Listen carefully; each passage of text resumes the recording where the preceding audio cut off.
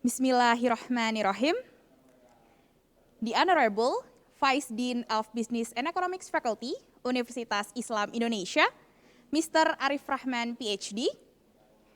The Honorable Dean of ETY School of Business and Management, Concordio Quixote. The Honorable all the committee and participants of International Student Mobility, International Business Sustainability Initiative 2021.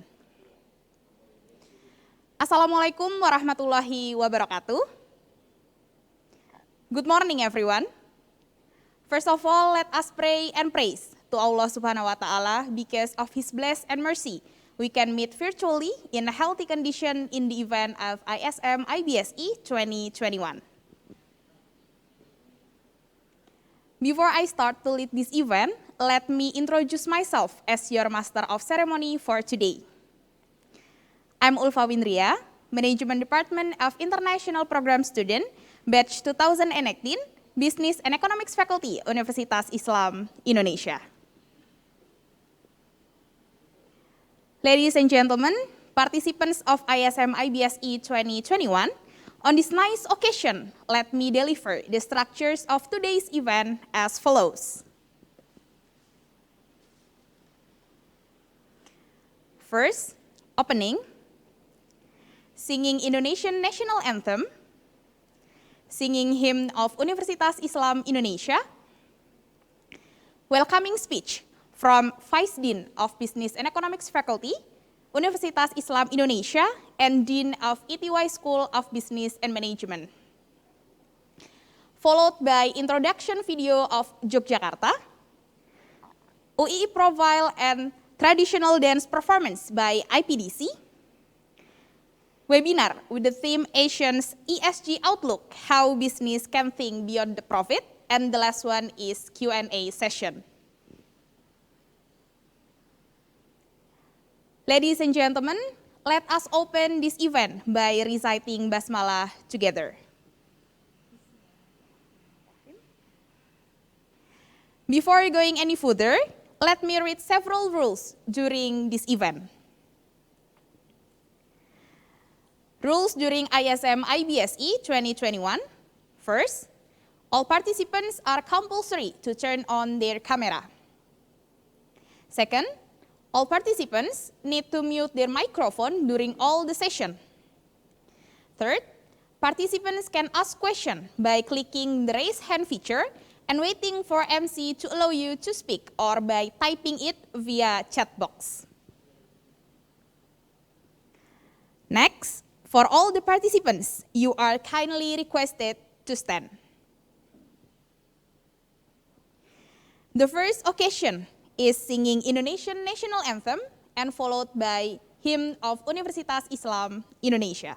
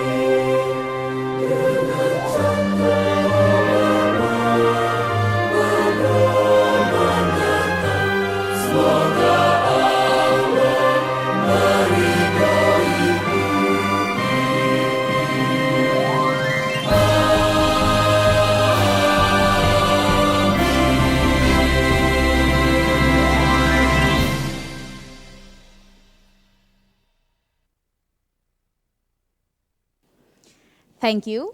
For the participants, you all may sit it. Now, we invite Mr. Arif Rahman, PhD, as Vice Dean of Business and Economics Faculty, Universitas Islam Indonesia. To Mr. Arif, the time and screen is yours.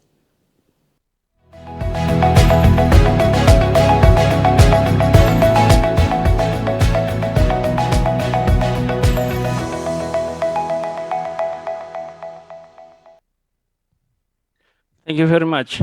Good morning all. Assalamualaikum warahmatullahi wabarakatuh. Alhamdulillah, syukurillah wala hawla wala quwata illa billah. Asyhadu la ilaha illallah wahdahu la syarikalah wa asyhadu anna Muhammadan abduhu wa rasuluh. Dear Dean Concordio Kosat, Dean of School of Business, Mapua University, and Dean Jose Paulo Mac, Dean of the Alfonso the Yuchengo College of Business. I'm sorry if I mispronounce the name and also the institution. Malayan Colleges Mindanao, and also the Honorable Evangeline Balboa, sorry, Vice Dean of School of Business, Mapua University, and also the Honorable Pu Siti Nur Samsia as the Vice Dean of Student Affairs. I hope that we are all in healthy conditions. And first of all, I would like to express my gratitude and also appreciation for the committee, Pu Siti Nur Samsia and crew for arranging this occasion. And although we are in limited situations, but we choose not to give up. Yeah, we arranged this international or student mobility, yeah, in order to give a forum for the university and also for the students to interact with each other, collaborate each other, and in the future it is a good for all of the students. And second, I would like to also express my appreciation and also high appreciation for the Mapua University Dean Concordio for the cooperation, and we are looking forward for our future cooperation in any forms. And for the students of Mapua University and also students of the Alfonso de Yuchengo College of Business, Malayan College Mindanao, I would like to know that I would like you to know that you have friends, you have brothers and sisters in Indonesia, and we are ready to collaborate and also be your partners in the future. And dear speakers, the honorable speakers, I would like to also express my gratitude and also appreciation, because you all will enlighten the participants with your view, your experience, your valuable experience will be important for the students and for the participants. And also, last but not least, for the participants, thank you very much for participating in this occasion, and hopefully you will gain benefits from this occasion. And within these days, you are going to discuss about the environmental, social issues, governance issues, which is gaining more and more attention nowadays. We are not just talking about profit nowadays, we also talk about the environment and also the social issues in business, especially during this pandemic situation. The issues gain more attention from the business. Uh, socially responsible, environmentally responsible investors, customers now give pressures, yeah, to the policy. Yeah, we can learn from Greta of the Sweden. Yeah, the teenagers Greta, yeah, which now can give a global pressure to the policymakers around the world how to make the policy about the environment and also about our planet. Yeah. We as academicians and also as a students also have responsibility, big or small, it doesn't matter. But we should ask ourselves, what can we contribute for this planet, for our people? Yeah. So we can be environmentally, socially responsible customers, environmentally, socially responsible investors, and so on. So we pay attention in those issues as well as not just profit, but also people and planet. Okay. So within these days, during this occasion, hopefully you will have fruitful discussions with the speakers and also with other participants. So after the occasion, you the awareness of the students and also all the participants will also improve in these issues, and hopefully we all can contribute for our planet and for our environmental, social, environmental. Okay, then thank you very much again for the committee, and by saying basmalah and also asking blessing from God on behalf of the Faculty of Economics, Business and Economics, I open this student mobility forum. Thank you very much. Assalamualaikum warahmatullahi wabarakatuh.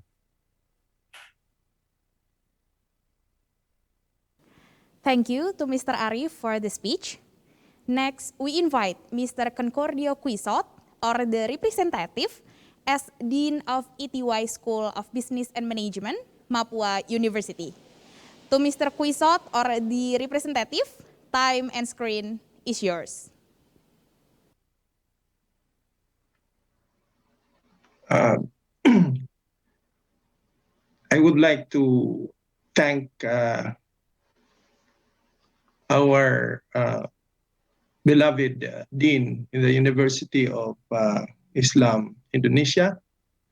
And I want to let you know that we have, you have some good friends in Mapua and in Malayan School of Business. And I would also like to thank everybody who has contributed to the, in a way, this will become successful, okay? So I would like to give my heartfelt thanks for this. Now, a pleasant day to everyone. This decade has been characterized as the most disruptive time in our life. Technological developments have brought new waves of innovation that changes the way we work, we live, and do business. allegedly, with these changes, the education sector lagged behind as the educational system is not designed to be as dynamic as business. So it widened the gap between the kind of work and skill sets required by the business industry and the know-how of graduates from the education sector. But COVID-19 seemingly changed this notion, perhaps and probably giving us the right direction of what education is about and how it should be. When, for the first time, face-to-face learning delivery was no longer allowed, schools had to resort to alternative methods such as online delivery and offline module delivery. In the case of online, we have the synchronous and asynchronous methods. So from the spacious campus and quadrangle of the school, we move to the backyard and little corner of our homes. And from the confines of the four walls of the classroom, we move to the boundless virtual space of the internet. Now, these changes somehow had aligned business and schools in terms of learning online operating platforms, as workers and students have to work or study from home. And this is the beginning of the alignment as a matter of course, because this change will really push everyone to rethink in terms of sustainability, threats, opportunity, and may later turn to a lot of realizations beyond mere appreciation. A real and experiential realization that critical times is the mother of opportunities. Tough times wouldn't last, but of course, tough people do. And when it's complicated, we really have to go back to basic. So without a doubt, it's critical times, and therefore there are lots of opportunities. We must be tough mentally, physically, and emotionally in order to last. And we must go back to basic to deal with all of this. Going back to basic means we have to focus on the human aspect alongside all these high level of technological advancements. So this collaborative learning exercise between the Mapua School of Business and University of Islam Indonesia and with other schools, Malayan schools, it is very essential in capitalizing the virtual learning setup and the human side of learning. So this experience will open up the mindset of our students towards many possibilities and will enhance and stretch their imagination in searching for both business-related problems and solutions to address current and future issues. So again, let me thank and congratulate each one for joining and being part of this wonderful activity.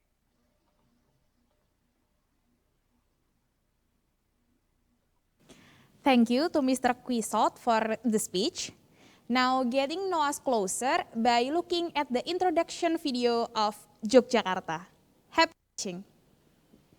Hello global citizens, welcome to Yogyakarta City, Indonesia. I'm gonna show you some international features of this capital of Japanese culture and heritage city. I'm gonna take you on a tour to see the city of Yogyakarta, or we usually call Jogja, through one of the coolest way using the axis of imaginary lines of the city. The line runs from Parangkusumo Beach in the South Sea to the Merapi volcano in the north. This imaginary line will connect us to some most important points of the city. Let's find out more.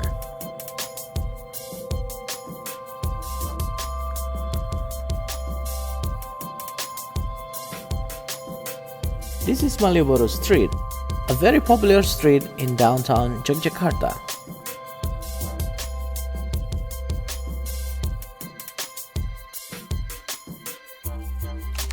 Now, along Malioboro Street, you can find a lot of traditional snacks, souvenirs, and fine arts, typical of Yogyakarta. Now, I will invite you to feel the sensation of traditional style shopping in the Beringharjo market. Here, we can feel the warm and friendly smile of the traditional traders. In this market, we can buy batik cloth or other souvenirs from Yogyakarta at an affordable price. This is Fort Vredenburg. This colonial fort was built in 1760 on the land plotted by the first sultans, Hamengkubuwono I. Now we are at the 0 kilometer intersection. In the 0 kilometer, we can feel the different nuances of Yogyakarta. This point is often referred to as the European corner of Yogyakarta. From 0 kilometer crossing, you can enjoy the charm of the Deco-style buildings built in the 1920s.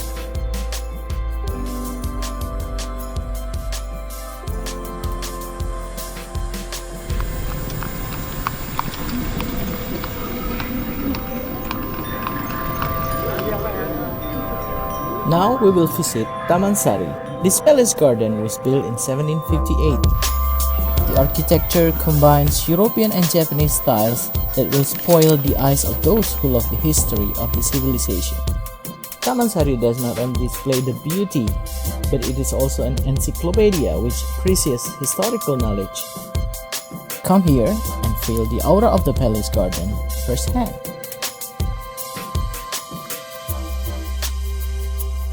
Finally, we enter the gate of Yogyakarta Sultan's Palace or Keraton. This majestic and beautiful palace was built in 1755 by its chief architect, the first Sultan Hamengkubuwono I.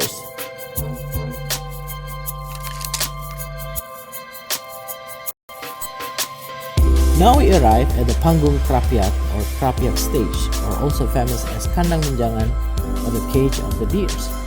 This important site was built in 1760 by the first Sultan. It is famous as the place where the kings of Mataram Islamic Kingdom and Yogyakarta Sultanate went hunting in the Krapyak forest. We're gonna end our trip in the backyard of the Sultan's Palace called the South Square. This place is popular as Alkid or Alun-Alun Kidul. In its history, Alkid is believed to be a resting place for the god because it is a very peaceful place. In the past, Yogyakarta South Square was widely used for certain events such as the agility training venue for the palace warriors. Now at Alkid, we can see teenagers playing kites, food sellers, and toy traders. And I challenge you to try the famous Masangin ritual in Alkid. You need to walk between two banyan trees with closed eyes. Some people believe that those who succeed passing the trees will get all their wishes come true. For some people it might sound easy, but trust me, it was not. Try it and wish you good luck.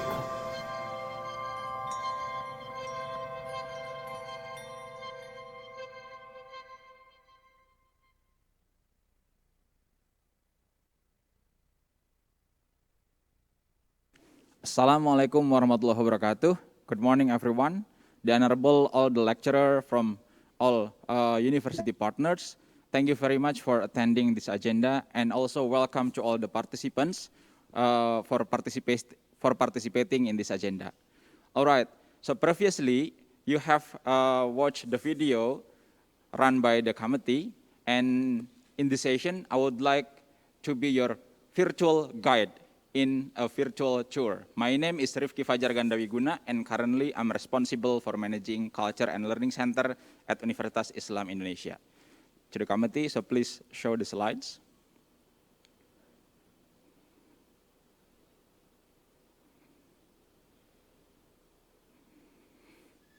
All right, so imagine you guys are a passenger of a bus, yeah? Because we have travel restriction, of course, you are not allowed to visit Yogyakarta physically, but we have a chance to conduct virtual mobility. Just imagine you are a passenger of a bus and I will be your tour guide. Next.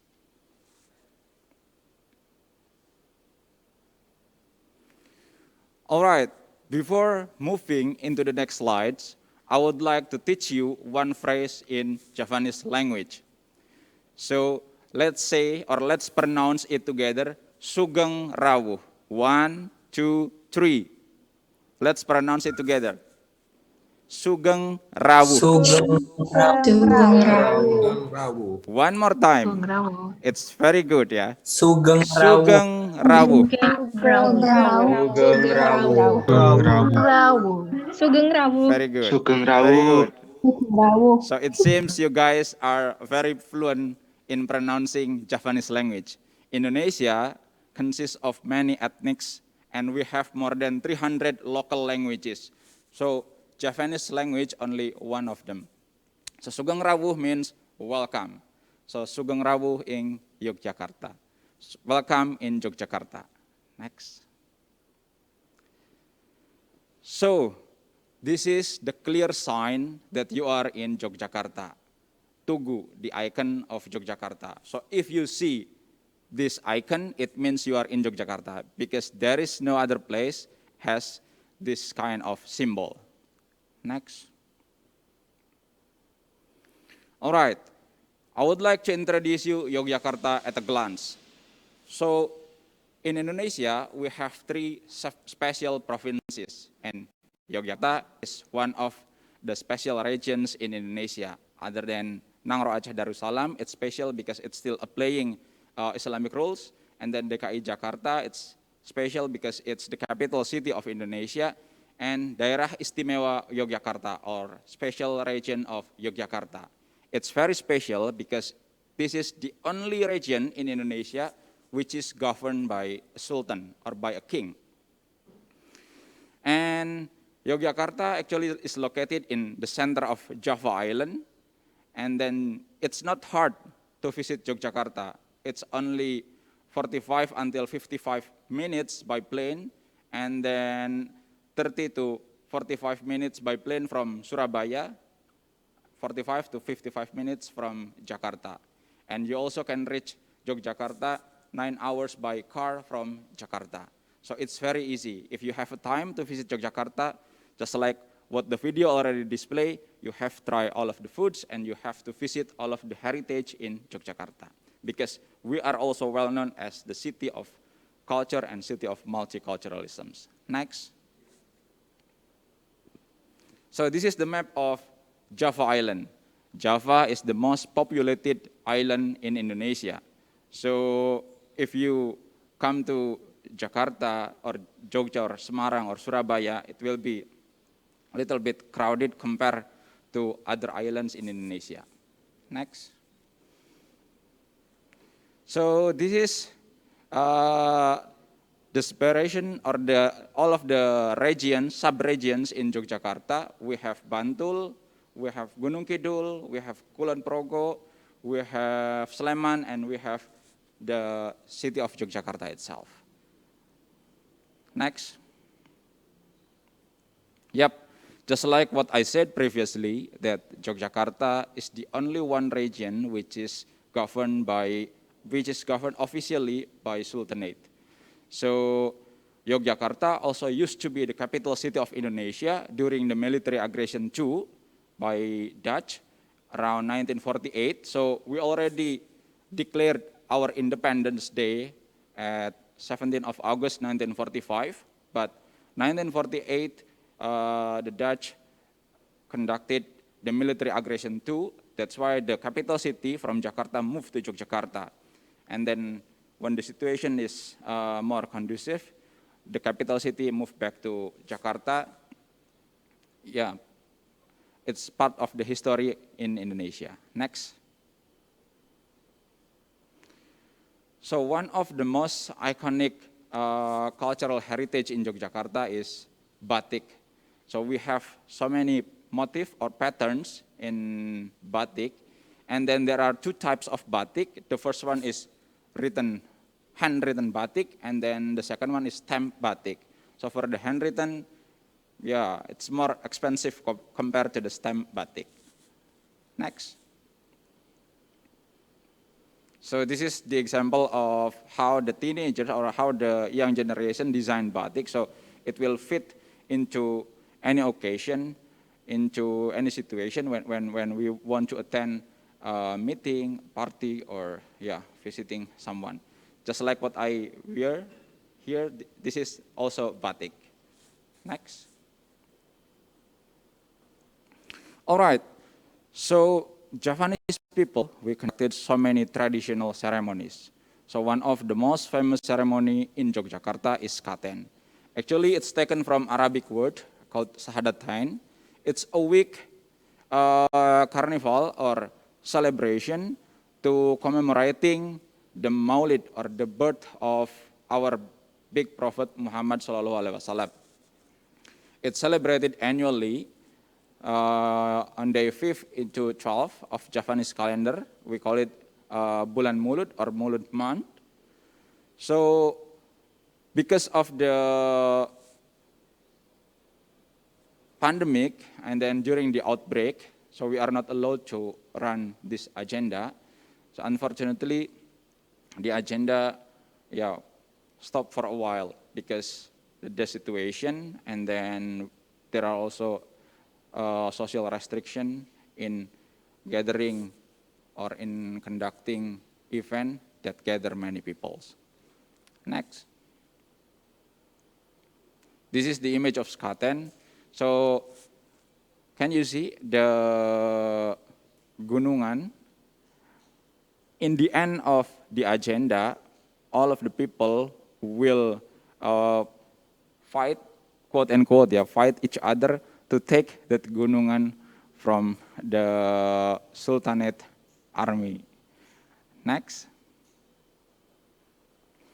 So in the video, you also seen several places that has been introduced in the video, but I will focus on some places which has not been involved in the video. So the first one is Prambanan Temple.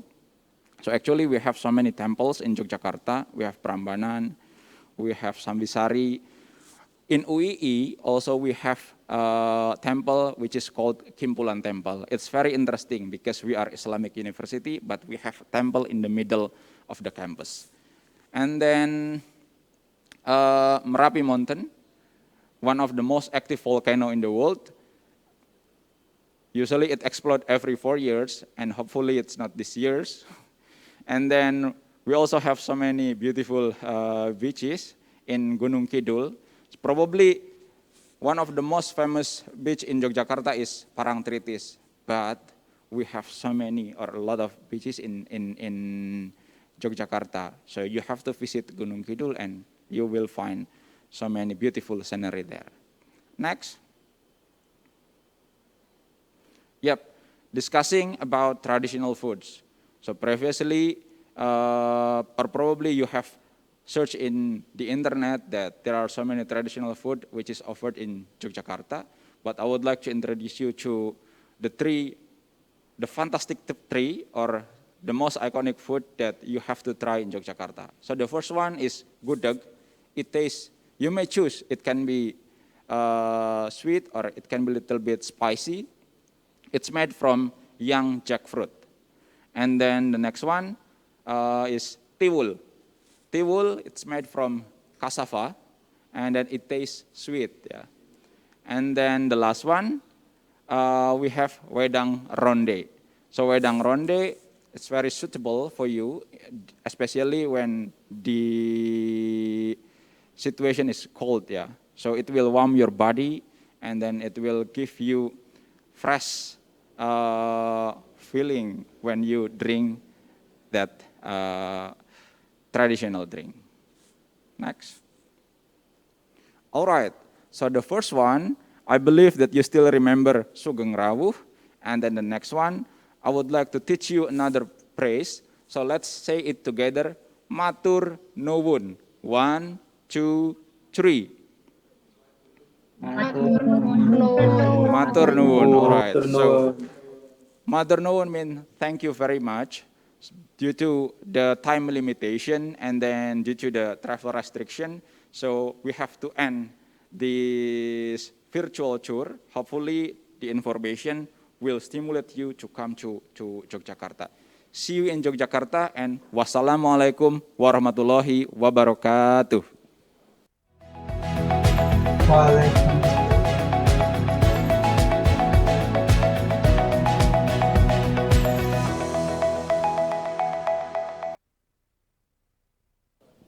Thanks to Mr. Rifki Fajar for the great explanation. Next agenda, let's getting know further about Universitas Islam Indonesia. Happy watching.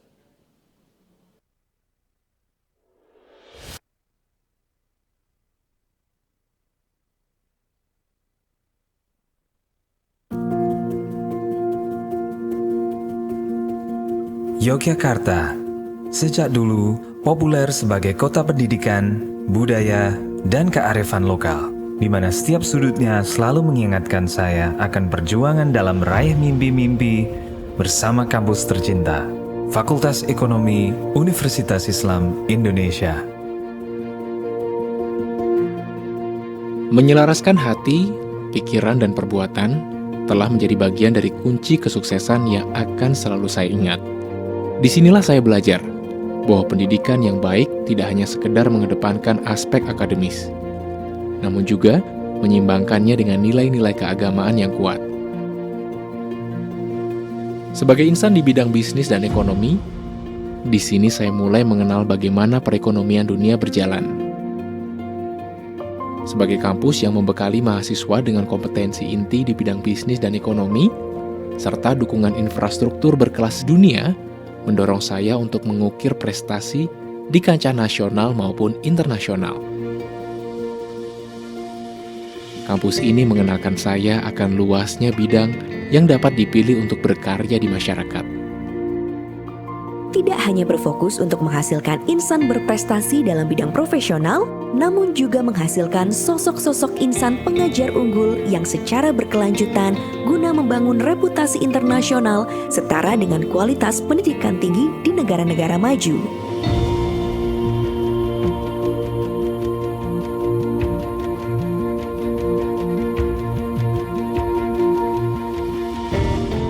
Pencapaian peringkat 17 perguruan tinggi non-vokasi terbaik di Indonesia versi Kementerian Riset, Teknologi, dan Pendidikan Tinggi Republik Indonesia memberikan motivasi bagi kami untuk terus menjadi insan yang unggul dalam menghadapi berbagai perubahan yang begitu dinamis. Kami percaya, belajar tidak hanya bisa dilakukan di ruang kelas semata.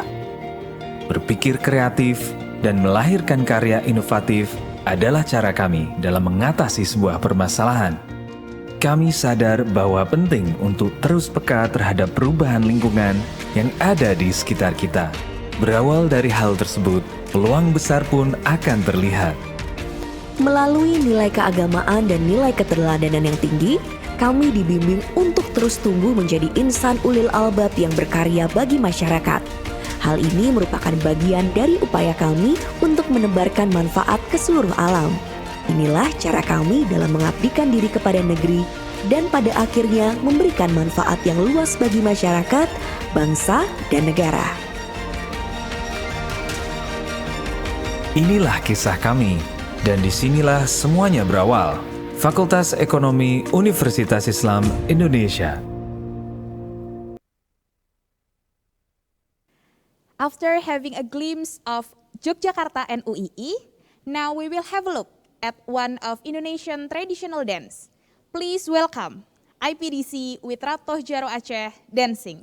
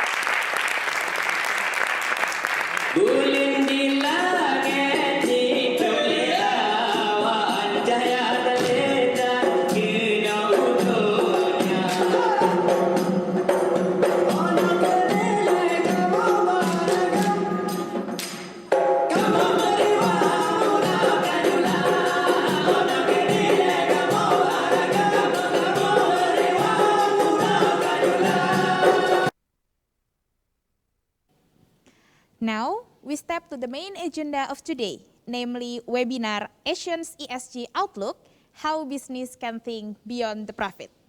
But before that, let me pass this forum to our great moderator, Ms. Asakita Sofi.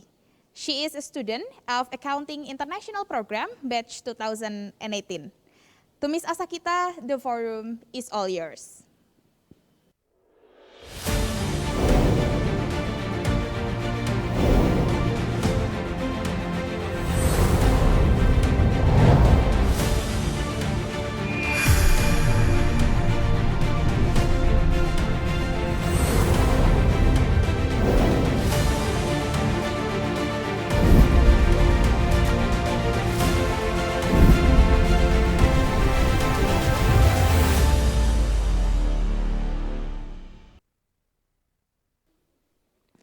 Thank you, Miss Ulfa. Bismillahirrahmanirrahim. Assalamualaikum warahmatullahi wabarakatuh. Good morning. How are you? I hope you all very well today, especially in this kind of situation. To begin with, I would like to say hello and welcome to the Honorable Dean and Vice Dean of both universities, lecturers, and all audiences. My name is Asakita, and I'm an accounting student, international program, batch 2018, and I will be your moderator for today's webinar. Today, we're gonna talk about the topics related with ESG. And talking about the ESG issues, ASEAN government had already recognized the importance of rebuilding better using the environmental, social, and government principle, or ESG principle, as a key metric in order to build a better sustainability across the Southeast Asian countries. And to know deeper about it, we have two topics today. The first topic is opportunities and challenges at Cromar Unitrade, a Filipino small medium enterprise. And the second is ASEAN's ESG outlook, how the business can think beyond the profit. Today we also have two speakers. The first speaker is Miss Marites de Guzman Feliciano. The second is Dr. Agus Widarjono. I would like to remind you that we have two sessions. The first session, the second, and then the Q&A session. The first session topic is opportunities and challenges at Cromar Unitrade, a Filipino small medium enterprise, that will be delivered by Miss Marites de Guzman Feliciano. Hello, Miss Feliciano. Hello, how are you, Miss? Hello, how are you? How are you? Doing okay. Thank you. Okay. It's very nice to hear that, Miss, especially in this kind of situation, yeah? It's just very unfortunate we're not being able to meet directly. So, the first session will be delivered by Miss Feliciano, but I would like to introduce you first to the audience. So, Miss Feliciano is a licensed chemical engineer. She had her Bachelor of Science in Chemical Engineering, Mapua Institute of Technology. So, without any further ado, I would like to give the discussion to Miss Feliciano. And you have 30 minutes, Miss, and I will notify you if your time is up, okay? So over to you, Miss. Okay.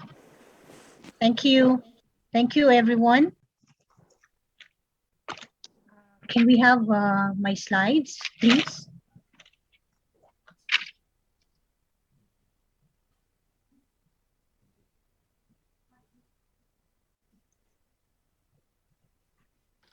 Okay. Good morning to everyone. Salamat pagi semuanya. Magandang umaga po sa inyong lahat. First of all, I am humbled and honored to be invited as your speaker for today. And although I do not have any background in business, economics, or even management, I believe that what I'm going to share, which are coming from my own experiences and learnings that I have gathered throughout the years, will hopefully be enlightening to all of the participants today. As previously mentioned, just to tell you about myself, I'm a licensed chemical engineer, no business understanding when I started, and been working right after taking my board exam. Anyway, I will be discussing and sharing with you the opportunities, the challenges of our company, which we have experienced from the start until present. Okay, hold on.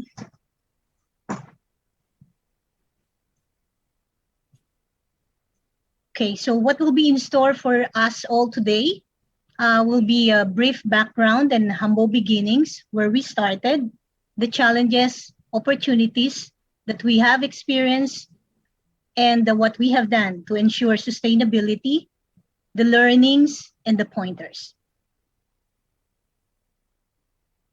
So with a brief background, we have the company was established in 2007. Sole proprietorship. In the Philippines, there's basically three categories when you can open companies. It's going to be sole proprietorship, or partnership, or if you have more shareholders, going to be known as a company. Just few information. The first product that we sold is on the microbiological applications, filter membranes.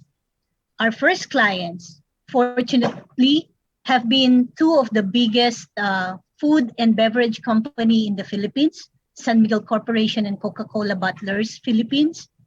Our first suppliers has been, of course, the filter membrane from Millipore and a supply house in the US catering to the different laboratory equipment and supplies for quality control.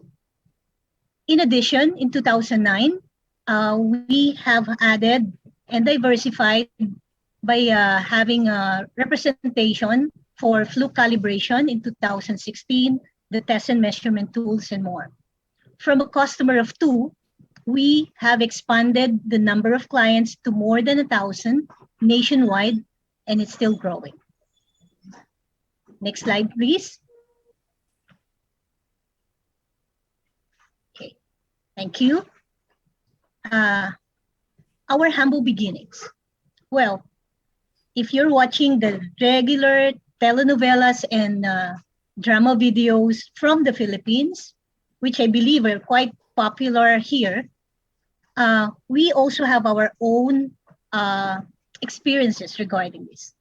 The partners are basically friends, which we call remnants of war or casualties of war. Because one of the partners has been kicked by another in previous company, and the other one have been thrown due to company politics. So you can see how and what composed the company. As I mentioned, we have no business background. We were classmates taking up chemical engineering in our own version of MIT, Mapua Institute of Technology, now known as Mapua University. Our friendship has started and is continuously growing. We've been friends since back then at our college years, and it's almost 38 years that we have been friends. Our experiences in working has been in different fields: the paint and dye manufacturing, air and water pollution testing, designing of manufacturing treatment facilities, both for air pollution, water pollution, and would you believe, I have been part of a medical device company, heart-related, and from chemical engineering, have to study the anatomy of the human heart just to be able to cope up with sorry? Okay. So,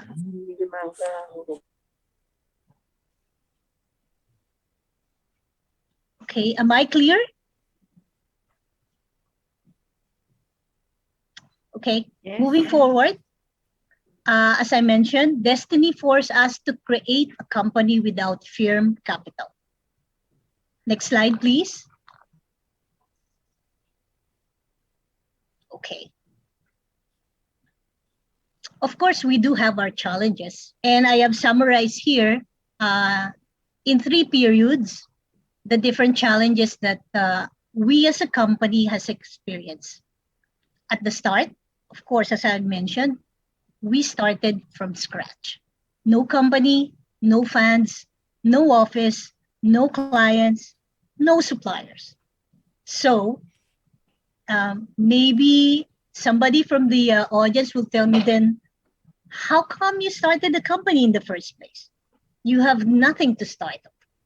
Well, just to correct you, we still have 2 things. We have hopes and we have dreams. The second period, which we call in the middle, of course, have better problems there. As we grow, the number of sales increase, the number of products we need to sell also increase. However, we need more funds. And as we grow, we also need to find the right people, the correct fit, additional headcounts, better company structure. and finding the right supplies, the right things to sell, the right products, the right suppliers. Well, it doesn't end there. Of course, challenges from this pandemic. No more face-to-face. We have lockdown. As you know, the Philippines has one of the longest lockdown in the whole world. More than 3 months. In fact, up to now, we're still not totally free. From GCQ, MECQ, ECQ, so many CQs. We have been under a lot of these quarantine categories up to now. So how do we do marketing?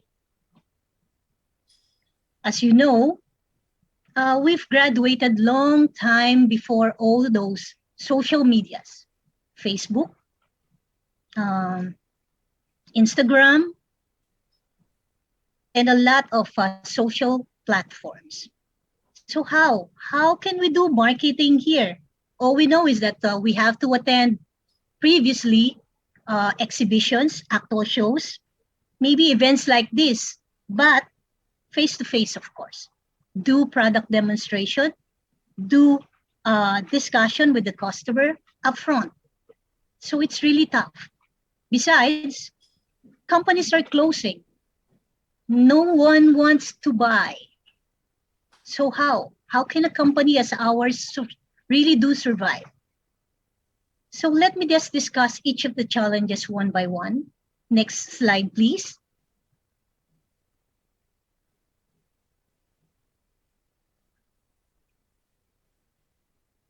Okay, so as I mentioned, I will deal with all of this point by point. So at the start, we have no company, but being part of the puzzle, we still believe this is an opportunity. Always remember, challenges are opportunities in disguise. So we do not have the company. This is the opportunity for us to be owners, to be employers, not to be employees anymore. We can create one. We have no funds, but we have hope. In fact, would you believe we started with a $2,000 investment? So what we did, we tried to get the order first, we buy from the supplier, and then we sell. And of course, as you can see, we also have friends and connections, which are the same for the no office, the no clients, and the suppliers. Our friends, our acquaintances, they also believe in our dream, and they help us. Provided us with additional financial support. The office, well, one of my friends wanted to put up his own company, but he has no people, no one to look after him. So voila, we have an office, courtesy of a friend, also a connection, a part of the puzzle. No clients? Not really. In our previous work, we have met good acquaintances, we build relationships, and they do understand that we are not just sellers. We provide support, we provide solution, and we ensure that even if they might not be buying from us, we still continue to help. So our first clients has been two of the biggest companies, as I mentioned before, San Miguel Corporation, Coca-Cola Bottlers. Now, no suppliers, well, still part of the puzzle, previous connections, and that's how we have started. Next slide, please. Next slide, please. Opportunities in the middle. So we have good problems, increasing sales, but limited funds. We also need to find the right people, adding headcounts, working on the company structure because, of course, as you know, a small one may not really have the right structure. So, as I mentioned, opportunities are challenges in disguise, still part of the puzzle. So with increasing sales, we need more funds. So what did we do? We share the profit. We invite investors, use friends and connections again. The right people? Well, this is now our opportunity to bring more jobs to our fellow men. If we find the right fit and make sure that they are also compensated so that they too will be able to provide the daily livelihoods for their own family. And lastly, we made sure we give chance to challenge people, whether it's physically or emotionally, because they too really need to live. Of course, continuously finding new suppliers, providing new supplies, and where will we find that? We check with our customers. We listen to them. They tell us what they need. We go look and find out what they need. So they need that one, we're able to provide. They are happy, we're happy. You also need to listen to your own people.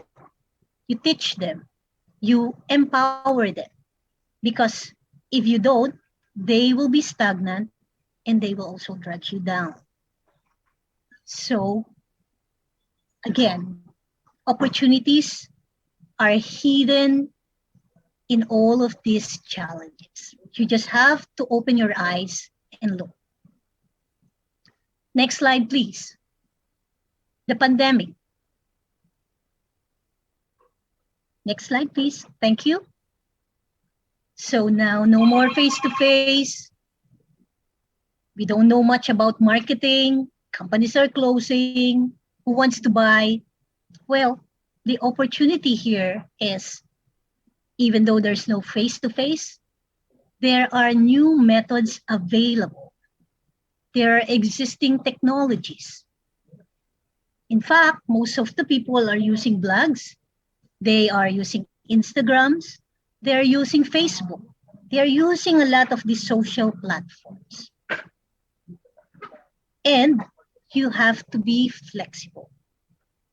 You cannot be the old school thinking, yeah, we need to continue doing what we have done before. But instead, we have to find new means. Look at the lockdown. It's like nature's way of telling us to stop, pause, and change our moves. Because of this, people started to think. Previously, we have no social responsibility. We do not think much of what we can do for the environment, for the people. Only thing we look at for businesses is profit. Profit, profit, and profit. That's not the way we should be going. So how we do marketing now? Of course, as I mentioned, electronic platform. We can use the different available platforms. Well, I'm old school, but I started understanding search engine optimization, marketing, electronic marketing, blogs, even what they call climbing. So you can have a position when people try to search you. Those are new ideas, new learnings from me, and we should not stop learning. Companies are closing. No one wants to buy. It's not true. The opportunity is there. You just have to know what the problem is and then propose solution. Next slide, please. We're talking about sustainability. Right now, people are thinking about environment, not just plainly economics. What is sustainability? It is both defined as meeting the needs of the present without compromising the ability of future generations in order to meet theirs. There are three main pillars: economic, environmental, and social. These three pillars are informally referred to as people, planet, and profits. Economic, which is profit, by the way, in layman's term. The profit at any cost is not at all what the economic pillar is all about. Meaning, you cannot have profit because just because you're gaining stuff from destructing our current environment. Look at what we are reaping right now. Floods here, floods there, slides here, mudslides there, soil erosion. In fact, the global warming is an effect of what we have done for our environment. So it's just purely profit, because there will come a time the temperature here will be so high, we will not be able to sustain ourselves. The pandemic, well, it's just one of those affecting our economy right now. In fact, it has been affecting us worldwide. But come to think of it, maybe it should change our thinking. We don't need that much profit. We can get small profit in bulk orders, 1 + 1 + 1, making it larger. And during lockdown, we also have to have our social responsibility. We don't need to have too much profit and see our people suffering. So we have implemented a no work with pay arrangement while people are staying at home. We pay their salaries even if it means reducing our profit more. Because what do we gain if we have more profit and end up without no more staff? Because maybe something happened. So moving forward with sustainability is the environment. Next slide, please. Environment is, of course, our planet. The environmental pillar often gets the most attention nowadays because that's what we feel. High temp, during sunny day, there comes a typhoon. You know, my country happens to be what we call in and outs of the typhoon in most of the Asia Pacific. We still do. We have lots of those, and if you can see the news, we also have active volcanoes, small, medium, large, submerged, not submerged. Everyone seems to be actively participating and showing us the effect of what we have done in our environment. Companies are focusing on reducing their carbon footprints, packaging waste, waste usage, water usage, overall effect on the environment. And they have found that we will have beneficial impact on our planet, and at the same time, it can lead to positive financial impact. So as a company, what would we have done in order to be part of this sustainability initiative? We've encouraged all of our staff to do their own recycling at home because, of course, first, charity starts at home. And since our product happened to be one that helps diagnose, maintain, and become a tool in understanding how we can really reduce wastage in the form of energy. We've capitalized on this and started working with our marketing to ensure that this will be our main goal. And it's true. It's the company core value to really help and provide solution to our fellow men, to the companies we serve, to our people. And lastly, the social responsibility, the social relevance, the sustainability for the people. Bottom line here, we need to be treating employees fairly and become good neighbors to to other countries, to the community we belong, both locally and globally. So what could we have done? How are we able to help in sustaining our responsibility to the people?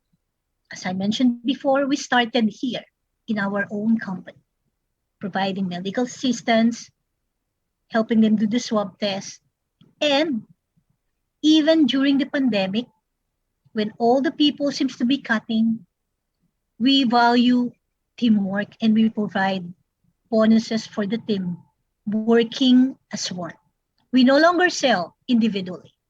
Yes, we do have individual sales here and there, but we sell now as a team, as a company, as one, knowing that if we help one another, we will be able to attain and achieve better results.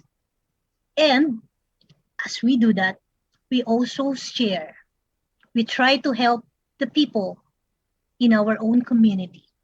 You've heard about what happened in the Philippines, which we call the community pantries, where people who have extra eggs, extra vegetable, they put in this place and they allow people who need them, asking them to get only what they need on a daily basis. That is what is going on right now. Because of this pandemic, the eyes of the people has been opened. We believe that we cannot live alone. We have to work as one. We have to help one another if we will survive this. And I think that is the main goal of this event. Understanding and telling the people that it's not just plainly profit. It's not just plainly gaining enough money, enough income. It's helping one another survive and grow. So what I wanted to leave now are some learnings and pointers I have learned. We as a company have learned. So next slide, please.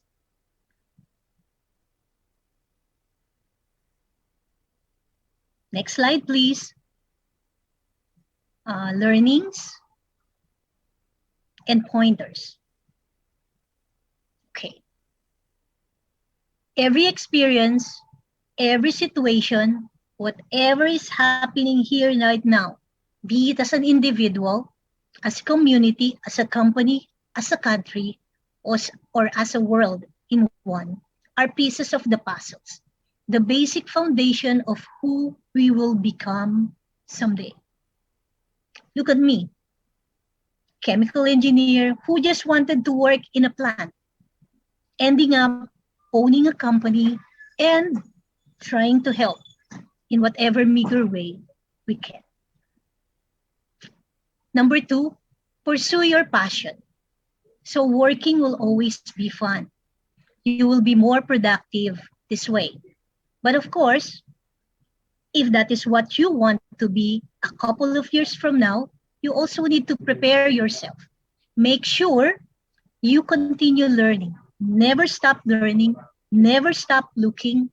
Be open for whatever is available. Yes, I am from old school. I don't play ML. I don't play most of those games. But I still try to learn. Understanding what Instagram is, IG. And, of course, you need to be flexible. Now I understand what Airtable is, what electronic marketing is, what are the different platforms you can use. Number 3, profit is not just about money. It can be about self-fulfillment. It can be having enough to sustain what you want and sometimes have the liberty of going and visiting other countries, eating good food, but at the same time, sharing the excess to the people who need it more. After all, no one can bring all those tons of money, those billions of dollars when you leave this earth. Lastly, people are relational. We are created that way. We feel, we get hurt, we laugh, we cry. Employees are people too. The reason our business prosper is because of these people. So learn to treasure them. Give them what is needed, even give them more than what they need. Make them feel important.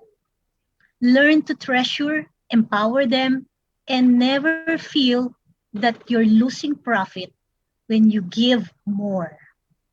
It's not going to hit your bottom line. It is going to make your company more profitable. So, having said it all, thank you. Terima kasih. Salamat po. And magandang umaga. Miss. Thank you, Miss Feliciano. Thank you, Miss Feliciano, for your presentation. It is very inspiring, Miss, especially when she said that she came from she's majoring chemical engineering, but she finally ended up owning a company. And she also mentioned that there is no words of late to learn something. And I also catch some interesting points from her presentation. She mentioned that the partners are from the war buddies, and then there is no business background. Plus, the business is built with very limited and unstable funding. That is quite mind-blowing, Miss, from your story. And on her presentation, she mentioned 3 challenges and 3 opportunities, and she divided into a timeline at the beginning, in the middle, and during the pandemic, which is the very recent one. And at the beginning, she mentioned that there is no funds, and then suppliers, also the office, and have no company. It's fun that she said that by not having the company, it is the opportunity for her and her team to build their company and become the employer. And in the middle, she mentioned that the problem is more complex because the increasing of the sales, which they need more funding, more money for the operational and then for the material. And they also need to find the right people to fix their structure. And during the pandemic, she mentioned that, yeah, we are facing a lockdown during the coronavirus outbreak. And then they need to think of how to attract customers since the buying power of the people, of the customer decreased during the pandemic. And she also mentioned the opportunities from all of the challenges. She mentioned that it is actually the company's responsibility to solve the problem of their elements and to help others and the surrounding people. And at the beginning, we can see that the connections and networking really play a big role in the challenges at the beginning and during the pandemic. So thank you, Miss Feliciano. It's very inspiring. So that is all the end of the first session. Let's move on to the second session. The second session is Asians ESG Outlook, how the business can think beyond the profit. This will be delivered by Dr. Agus Widarjono. Assalamualaikum, Dokter. Waalaikumsalam warahmatullahi wabarakatuh. How are you, Dokter? I'm fine. Alhamdulillah. Can you hear my voice? Yes, very clear. Yes. Yeah. It's just very unfortunate for not being able to meet you directly in the studio, yes, Dokter. Yeah. So, first of all, I would like to introduce you first to the audiences. So, Dr. Agus Widarjono is the head of Economic Department, Indonesia Islamic University. He had his Bachelor of Economics at Gadjah Mada University, and he had his Master at Economics at Western Michigan University, USA, and Doctorate of Agricultural Economics at Oklahoma State University, USA. So without any further ado, but before I move on, I would like to remind all the participants, if you have any question at the end of this session, you can type it on the chat box, or you can use the raise hand feature. And I will limit the question up to 3 until 4 questions. We will choose the best question to be asked. So without any further ado, sir, you have 30 minutes. Over to you. Okay, thank you. Good morning, everyone. Assalamualaikum warahmatullahi wabarakatuh. Alhamdulillahirabbil alamin wa binasta'inu ala umuri dunya wa din wassalat wassalamu ala asrofil mursalin wa ala alihi washabihi ajmain. Thank you, everyone. Good morning, student from UII and Makandang Umaka from Marpanga University and PLP. Okay, it is honorable for me to discuss the good topics about the ESG, so environmental, social, and government in conducting business. Please show my slide, please.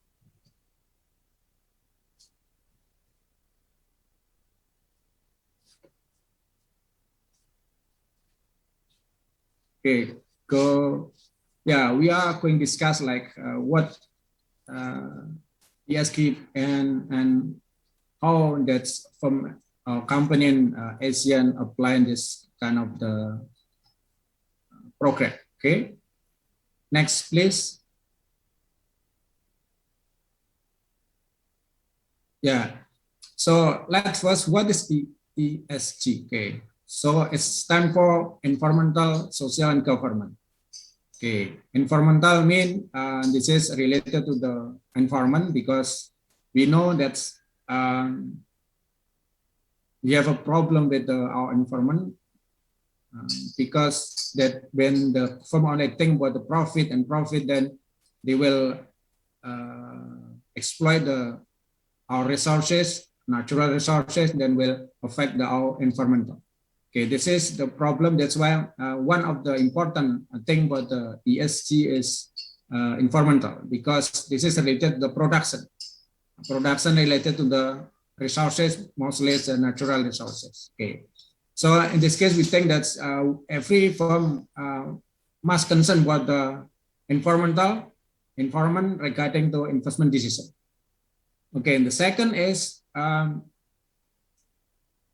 actually the ESG is speaking from the finance sector, but now it's applicable for any sector like transportation, energy, etc. So I mean, this can apply for any group of business. Next, please. Okay, let's first asset. What is the scope of ESG? The first is asset environmental. Mean this is how to protect our natural resources and how to avoid like like maybe is the depletion of our natural resources, because this is our production really on mostly really on the natural resources. So some main concern is what how to reduce the greenhouse gas emission, then how to reduce the like pollution, etc., the water pollution or air pollution. So actually, this is the important is how to protect our environment and how to conserve our resources, because the firm is really on the natural resources. Okay, go next, please. So for the social, okay, then this is when we think about the classical theory of the firm, that firm only consider what profit and profit. Then if they concern only the profit, then maybe this is not the long-term goal of the firm, but actually that's firm is really on the consumer, that consumer is depend on the income. If the firm only consider the profit, that's maybe this is like will affect the society. Then that's why this is in the social mean that's firm consider that firm must benefit from the society. Okay, so and in terms of the internal firm, that's firm must consider also how firm has a good relationship with the worker. Okay, so in this case, this is one concern is what health and safety measure. This is a relationship between the firm and the worker. So, and this is, I repeat one that benefit is not only society but also within the company. Within the company mean between the company and the worker.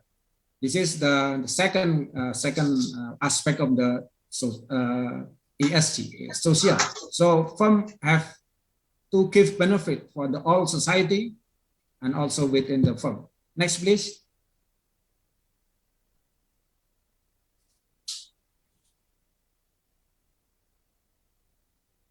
Okay, the last part of the ESG is governance. Yeah, it is related to the business ethics. Then how to conduct the business properly. Okay, then the main concern is transparency, like governance, good governance. So three part of the ESG. This is important part. It's related to the how to mix the firm can live longer because this is considered many aspects, environmental, social, as well as the good governance. Okay, this why this is this ESG is the part of the Sustainable Development Goal launched by the United Nations. Okay, so this is actually the part of the Sustainable Development Goal is conducted by United Nations. Cool. Next slide, please. Okay, the important thing that why ESG? Okay, why ESG? Why not ESG? The important why ESG? Why it's not ESG? Okay, there are some benefit from the ESG. The first, go ahead, please. Yeah. Sorry, because I gave not the whole presentation. Okay, you know, because they consider about the environmental, consider about the social, and also governance. So actually, ESG is referred to the long-term investment instead of the short-term investment, and this is make a longer term of goal. Okay, next, please.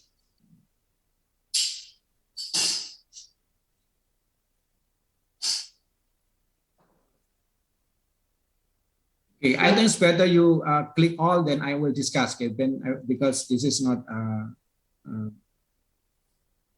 thing that we have to worry about it.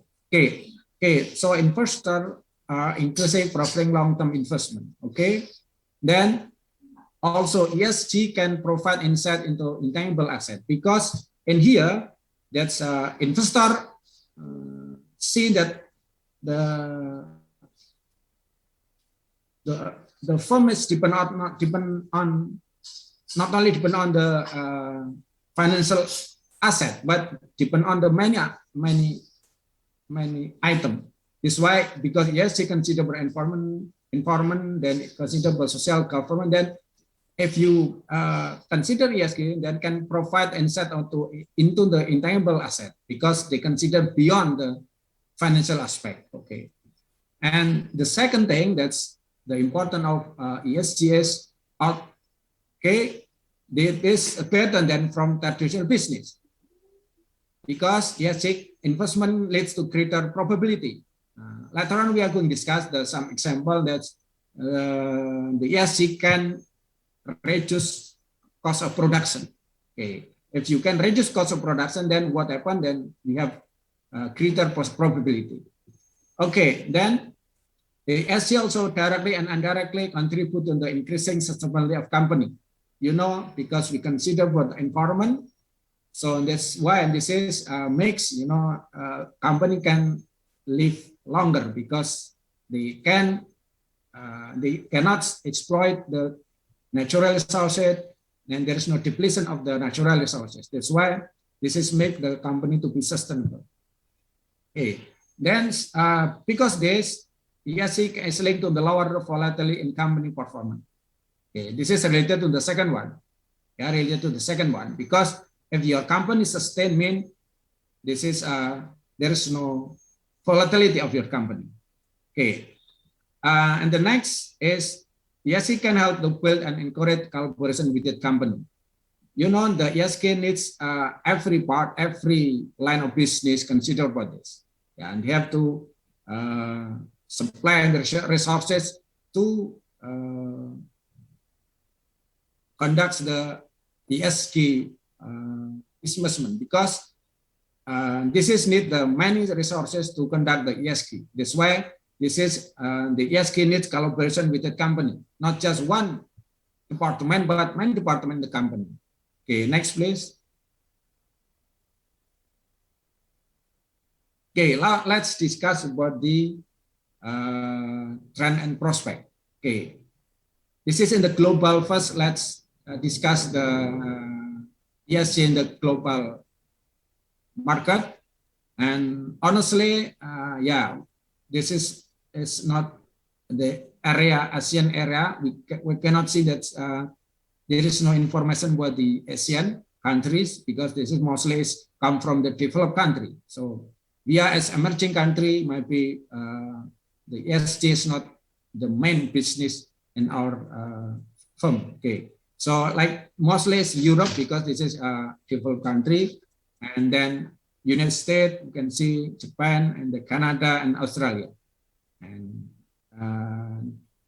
we see from 2016 there is 2018 the amount of the ESG investment is increased. I mean there is a pay attention of the firm across the world to consider ESG as the one of the business goal of the firm.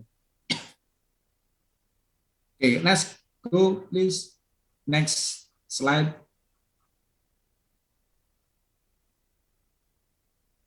Okay, this is just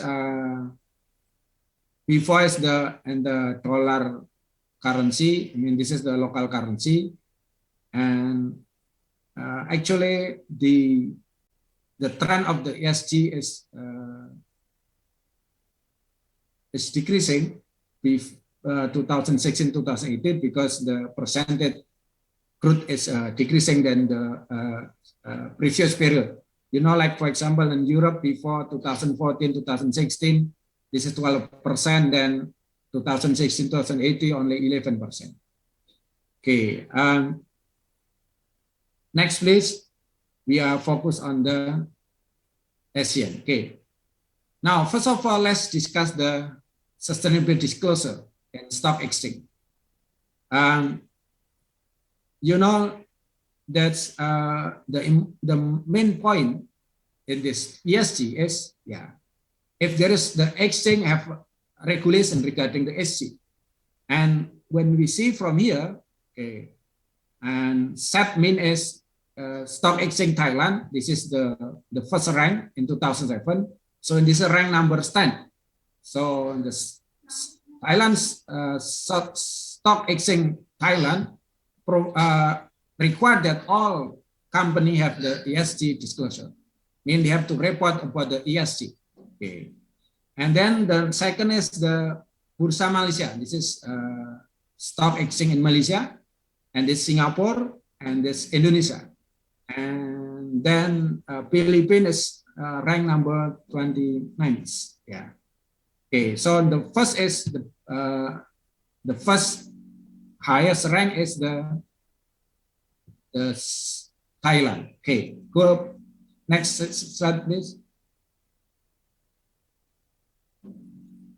Okay, and this is when we look at detail, how is the starting landscape in Asian country, and you know, like this is stock exchange, and you know, only some exchange require the ESG report. Like for example, Indonesia, they said yes. Malaysia, yes. Then Singapore, Thailand, Hanoi, Vietnam, right? Vietnam, there are two. Thailand, you know, but some like Philippines, Myanmar, and then what is Laos, and then Brunei, Darussalam, they don't need to report the ESG. This is the big problem in our country, in our area, sorry, an Asian area. Okay. But some, you know, some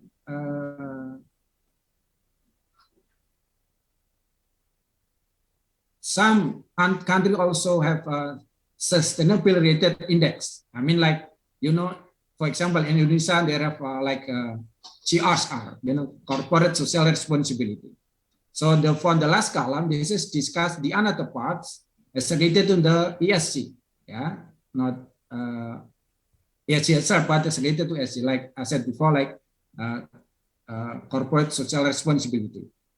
So from here, we can have a conclusion that some country, some stock exchange require the ESG report, but some is not. This is our big concern, because when we want to apply the ESG in ASEAN country, at least any member of the ASEAN member require the ESG report in the exchange. Okay, go ahead, please. Next slide, please. How many minutes left? Okay, now let's compare between 4 countries. Okay, this overall quality disclosure.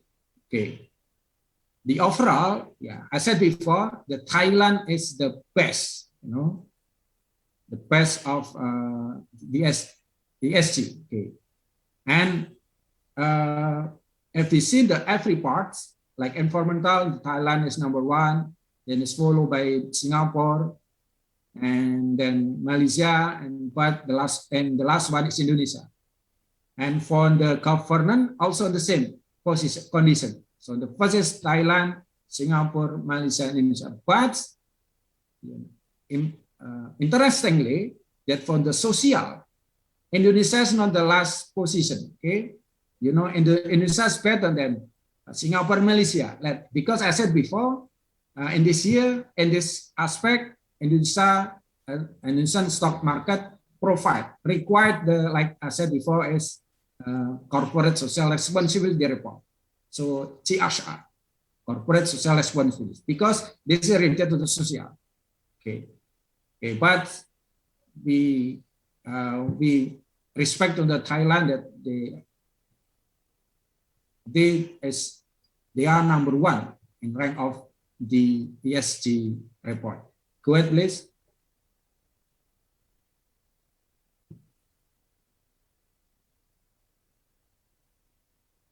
Okay, we start with Indonesia because Indonesia is the biggest country in the ASEAN area. So, and we have a lot of natural resources, and there are some challenges like environmental aspect, like pollution, environmental degradation, because it's some illegal logging, or maybe they open for the new plantation for the oil palm, something like that. So they have to cut the forestry. So we believe that this is the main problem in our country, because we have a depletion of our natural resources, not only in the Kalimantan Island, but also in the Sumatra Island. Then social aspect is about unemployment, income equality, health, safety issue, and discrimination. And the last one about the governance aspect is corporate transparency, risk, and volatility, and corruption. Okay, but some regulation that's governed the land is like, you know, I said before, the exchange already required the ESG report for every listed company, and then also the government required that all company must report CSR, corporate social responsibility, and also via labor law linked to the labor inspection and occupational safety. And the important thing in Indonesia, because we have a lot of state-owned enterprise, state-owned company, they also have to report the partnership to the community development as well as environmental related development. And also, as I said before, this is the specific case in our country, Indonesia. So we have CSR index. CSR index is launched by the Indonesian Stock Exchange. So then from here we can see which one is the best company regarding to the CSR. Okay, this is some regulation regarding to the ESG, regarding environment, social, and governance in our country, Indonesia. Please go to the next slide, please.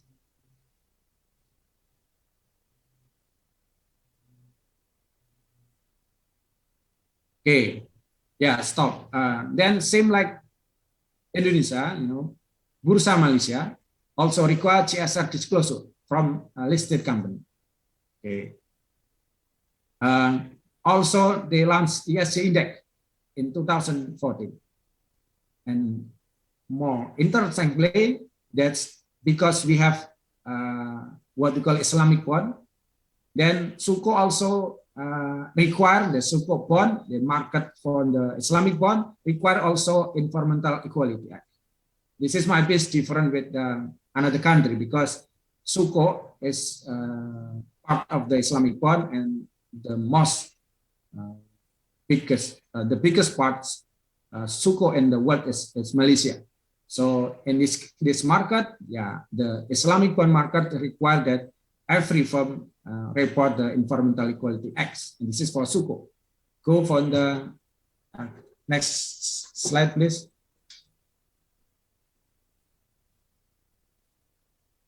Like I mentioned before, same thing, that's Singapore Stock Exchange require that all listed company publish the ESG reports. Also, Singapore Stock Exchange launched the 4 Sustainability Index and also launched some part of the ESG like Energy Conservation Act, Environmental Public Health, then Employment Acts and Workplace Safety and Health Acts. Okay, this is for the Singapore. Okay, go to the next slide, please. Okay, the Philippines. Okay. Yeah, the Philippines, I said before, that they don't need to report ESG. Yeah, but in this case, I see that the Philippine Stock Exchange require only the government aspect of sustainability, not 3 part of ESG. So the element of environmental and social is not required for the Philippine Stock Exchange. Okay, and some part of the sustainability, they also have a Clean Water Act, Clean Air Act. This is some of part of the ESG that the Philippine Stock Exchange required some of this kind of the sustainability. Okay, go next on the country, please. Thailand.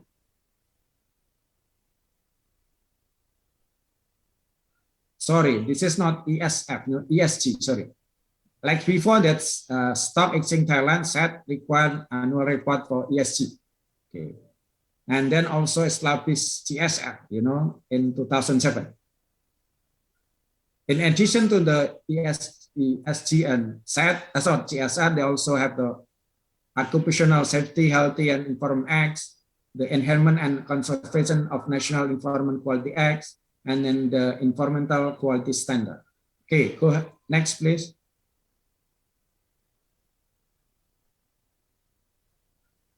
Okay, let's discuss the survey that is conducted by the Asian Japan Center regarding about the ESG. Okay, in 2018, okay, the survey 10 ASEAN members consisting of for 140 companies and 10 industry. Okay, so let's see. Next, please, for the result of the survey regarding to the ESG. Okay, first the ESG investment by country. Okay. So there are 1, 2, 3. So first Indonesia, they are 40%, and then Malaysia 35%. And then Philippines is 33%, Singapore 70%, and Thailand almost 90%. And the rest of them, they don't require the ESG investment. So like Brunei Darussalam and Cambodia and also Vietnam. And I think it's Laos. Yeah, this is some country that stock exchange don't need to require to the ESG investment. Okay, go to the next slide for the industry. So this is ESG investment by industry. Okay, I said before there are 10 industry. Construction is 80%, energy is 36%, food, fabric, and tobacco is 43%, healthcare is 30%, but there is no ESG investment for hotel, restaurant, and leisure. Then industrial conglomerate, 25%, industrial machinery and material, 44%, media and telecommunication, 27%. For the retail and trading, there is no ESG investment. And for the transportation is 44%. So the 3 biggest industry like transportation is related to the environment, right? And then industry machinery and material related to the natural resources, and food, fabric, and tobacco also 40%. Yeah, also it's related to the environment. So the kind of industry require the ESG investment report. Okay, go next. Okay, then what happened to the profit? Okay, if company conducts the ESG investment, okay, we compare between ESG and non-ESG. Okay, first we consider the broad category of ESG investment, and here in terms of broad definition, then you know that ESG is better than non-ESG. The profit of ESG is 11.70%. For the non-ESG, only 7.2%. But when we see the narrow definition of ESG, the ESG investment also gave the same conclusion that if firm have an ESG program, then the profit is 11.5% is better than non-ESG firm, only 9.6%. So overall, that we can say that based on this research, that we can say that ESG company from a company is better financial performance than non-ESG firm. Okay, go next, please.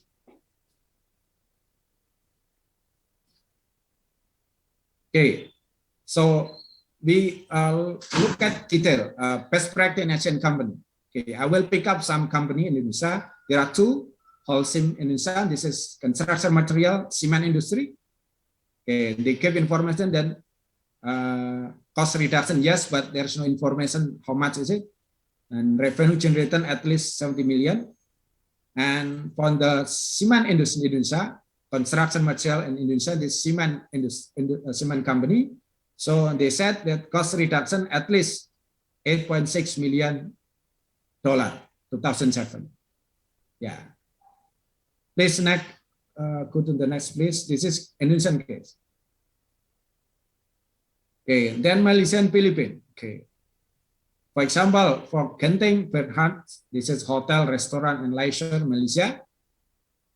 Using ESG, they can reduce cost by at least, $180,000, 2007. And also for the Philippines, this is Universal Robina Corporation, and this is food products. At least can, they provide the amount of cost that can be reduced at least 275,000, 2017. Go next for the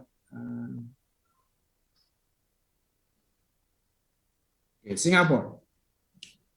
I pick up two company, food pressure and if food products. They can have a cost reduction. They benefit for the cost reduction, and also for the industrial conglomerate, they also benefit from the cost reduction because of the ESG. Okay, go next for the Thailand.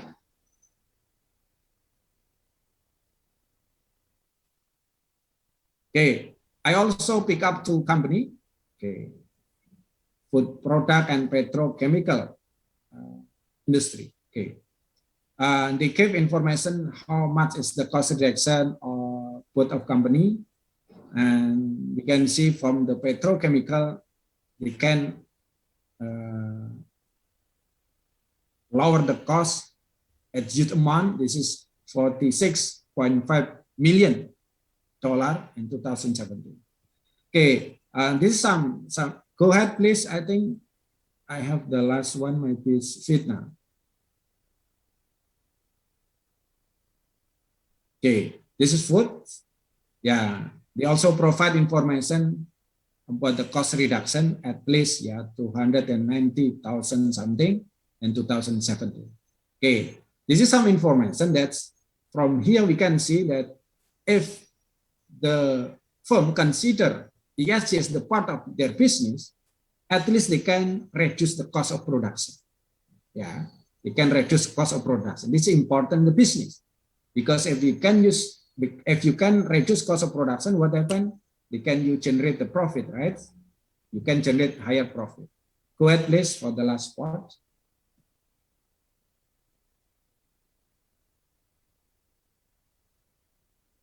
Okay, ESG challenges and prospects. Okay.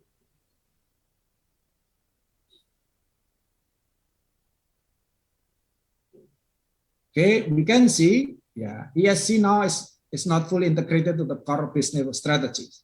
We can see before that some exchange don't require the ESG report. This is the first problem. So if every exchange needs the ESG report, then it is better, because we see that before that if the company can consider the ESG, they can reduce the cost, right?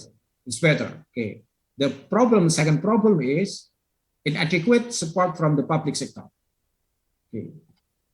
And the last one is the important also. There is a weak link between ESG investment and SDG, Sustainable Development Goal. This is thing weak. Both of the project is the fully apart. So I mean, we have to, the government should be linked between ESG and the SDG, because it's important. Okay, now go ahead. Okay, there's some above challenges. And then what is the solution? Yeah, I think the first is because misperception about ESG investment. Because if you consider the environment, then at least you have the high cost in the short run. This is why some company consider that ESG can create the higher cost, because they must consider about the environment, but social aspect, and the part of the business. But this is actually only the short time. Yeah, in the long time they will get benefit. We can see from the case of best practice in some company in Asia, they can reduce the cost. Yeah. The second is limited capacity to fully integrated ESG investment. Mostly this come to the small, medium company, not the big company. Yeah, yeah, this is important. Yeah, because we need that small, medium company, has limited resources. Yeah, and this is maybe huge challenges, because like Indonesia, most of our company is the small and medium company. Okay, and the last one, inadequate. Yes, it's not inadequate guideline and support from exchange and government. This is, I repeat one more, that's the government and an exchange, because this is important.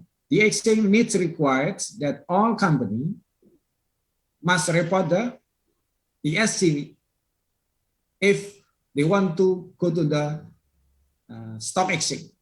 So if you are in the listed company, you have to report the ESG. This is important thing. Yeah, the important things to how to make the company is aware about the ESG, because we already give example that with ESG we can reduce cost of production. Yeah, I think it's enough today. Thank you for your attention. Terima kasih. Assalamualaikum warahmatullahi wabarakatuh. Waalaikumsalam warahmatullahi wabarakatuh. Terima kasih Dr. Agus for your presentation. It is a very elaborate and complete presentation. And I catch several interesting points from his presentation. He mentioned that ESG is actually begins with financial sector. Then I got several notes that we need to highlight about. He mentioned that ESG can outperform the traditional business because it has a greater profitability, which later he shows a graph of the average net profit margin. And not only with greater profitability, ESG can outperform the traditional business because it is indirectly contribute the sustainability of the company. And Dr. Agus also shows the trend and prospect, which it's from the global sustainable investment with Europe on the first place and followed with the United States. And he also showed the development and sustainability in ASEAN which Thailand is on the first position. And all of the countries need to disclose the ESG report. Not only the Thailand, but also Malaysia, Indonesia, and it's actually a problem because most of the Asian countries are developing countries with the same pattern of problems. We're facing the same challenges, such as from the environmental sector, such as pollution, from social aspect is unemployment, and government is the transparency of the corporation. And not only that, Dr. Agus also mentioned the ESG practice in ASEAN one by one, start from Indonesia, and then Malaysia, and the Philippines. And he said that in Indonesia, we were facing the environment degradation, especially in Kalimantan.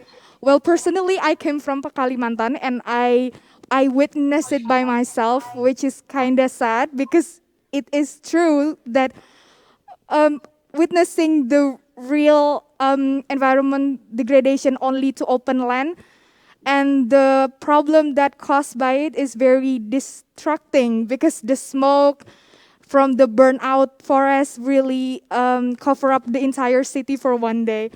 Yeah, thank you, Dr. Agus, once again. So that's all the end of the second session. I would like to move on to the question and answer session. We will choose the questions, but if you have any question, just write it down on the chat box or use the raise hand feature. I will give the chance for both of our speakers to answer the question from the audiences. But if the participant is specifically asked the speaker, then I will let them do it. So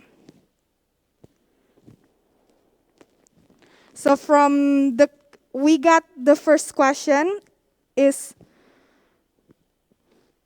are the companies expected to fulfill all three ESG aspects, or is it all depends on the business to decide which aspect that they will prioritize?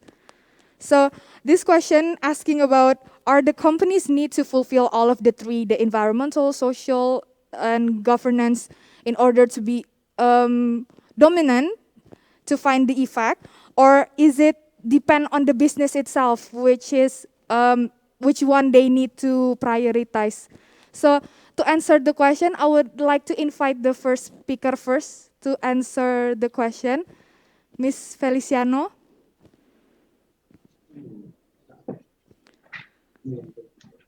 Good morning again.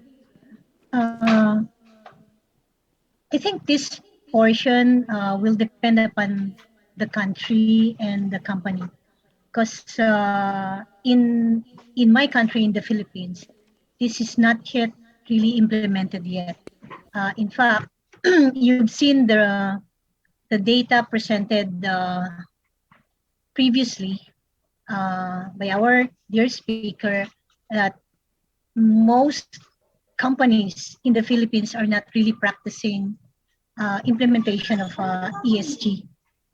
Although in each of the individual companies in the Philippines, what we believe is that we try to prioritize which is applicable to our individual companies. Like, for example, in ours, we don't really, we're not a manufacturing company, and with regards to the environmental issue, our initiative is more on individual and personal. But I think, like for example, in companies like in the mining industry, I've seen that the whole SIM industry in Indonesia have started practicing that, and I have clear and personal information from our whole SIM counterpart, wherein they are really into sustainability. In fact, just 2 weeks ago, we had this tree planting program as a means for us to help the environment. Plus, of course, the same company are implementing a lot of new rules, regulations, and assistance to help address the social issue, and of course, on the governance part, for them to be able to get profit, even though they are trying to reduce all the waste and their effect into the environment and socially to the people.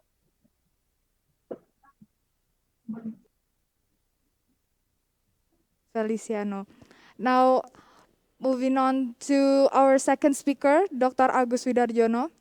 I invite you to answer this question. Yes. Yeah, I think I agree with Ms. Piano. That's the ESG depend on the condition of the company, right, and also the country. Like for example, I give example. I believe that every company in Saudi report the CSR, right? This is part of the social of the ESG, right? But the important thing for example, important thing for our firm in Indonesia is for the environment, because this is related to the natural resources, related to the environmental problem, right? I think this is two aspects, and this is my opinion, right, personally. Okay, I think for our company, let's go to the second aspect about the ESG, it is environmental. Yeah, this is the important aspect in our country. Like you said before, because we have the depletion of natural resources in Kalimantan, right, and Sumatra, right? So this is important aspect because more, like I mentioned before, what is the Holcim? This is cement industry, right? This is related to the natural resources. So we must consider the second aspect. Might be the government, might be in the next step. This is my opinion, because it's totally different with the developed country. Developed country, they have a good condition. That's why they can apply three of them. But in my opinion, second is we already have CSR, the social aspect. Then we must go to the second aspect, this is the environment. Okay, this is my opinion. For both of our speakers for the explanation.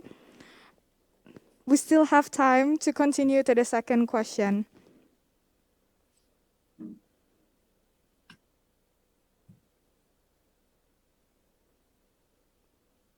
So the second question is, the global pandemic threatened the small business. What is the most suitable ESG principle need to be prioritized? So it is regarding the current situation of our planet Earth right now. So what is the most suitable one of the ESG principle that need to be prioritized? So I would like to invite our first speaker to answer the question. Ms. Feliciano, please. Okay. So for me, the first one we have initially prioritized has been the social portion, because we all know that during the lockdown, of course, there's nothing you can do about the environment. In fact, here in the Philippines, we were confined into the four corners of all our own houses and rooms. We nearly didn't even go out. In fact, you can only go out in one household. Only one person is allowed to buy the necessary essentials every day. So the rest, if there are household of 7, the 6 remains inside the house. Now, of course, we understand that they will be increasing the waste and inside their own homes. And I think it has been addressed by the individual cities. They did that, the collection. But as going back to the question, it is basically the social one first that we have taken into consideration. Understanding that, of course, with this pandemic, we're not used to it. People have psychological problems. A lot of them lost their jobs. Some people even have been infected. The whole member of the family were infected by COVID, and they were threatened by possible deaths. I have known certain friends whose family, the major members of the family, really died during this pandemic, and only the kids were left behind. The parents, all the parents who are susceptible, has been the major people that has been infected by this virus. So in our case, as I mentioned in the presentation, we didn't look much about how much profit we were supposed to be getting. In fact, our sales in 2020 has been reduced by at least 40% compared to 2019. However, we look into this as at least we are still alive. We still have the chance to be able to move forward once this pandemic is over. And at the same time, it is our duty and responsibility to the different employees, the members of at least our company, to help them and make them realize that we're not just here for the profit, but we're here like a family, trying to help them make sure that they will be able to survive this pandemic. We also believe that this is not going to be continuous. It's something that we have to go through. It will pass. I am sure of that. We just don't know when. But while we are still going through this pandemic, it is our duty to still help one another. And if you can move forward to help not just your own company, not just your own family, but the rest of the community to survive, then that will be our priority. Thank you. Feliciano. Now to Dr. Agus Sudarjono, please, time is yours. Okay. I believe that this pandemic has a big impact on economy, and I believe this can make an economic recession. Why? Because the pandemic can affect two sides, both supply and demand. Because supply, simple thing, that's the company cannot produce goods and services because nobody can come to the company. And the second, because the society can have, society don't have a lot of money. That's why for the demand side, they have problem also. So this is the economic recession come from two sides, supply side and demand side. This is worst condition. Okay, based on this condition, so I think this is hard for company, right, to follow and treat part of the ESG. I also agree that we have to prioritize which part that is important for this kind of the economic condition. I believe this kind of recession. Yeah, I think it's we prioritize for example the second, like before, social aspect, and we know that in our country and Indonesia, we have every company have to report the CSR, right, corporate social responsibility. This is the main report for every company. Okay. If you don't, if you don't report the CSR, then you are not enlisted in the company in the stock exchange. So maybe not speak as much as when the normal condition. Maybe prioritize the social aspect, but maybe, I said before, at least you can help the society how to have purchasing power to buy goods and services. Yeah, I think this is my opinion. Thank you. Both of our speakers, thank you. And it seems like there is one question from the participant who used the raise hand feature. We will prioritize the question, the raise hand feature from the participant. Is there any?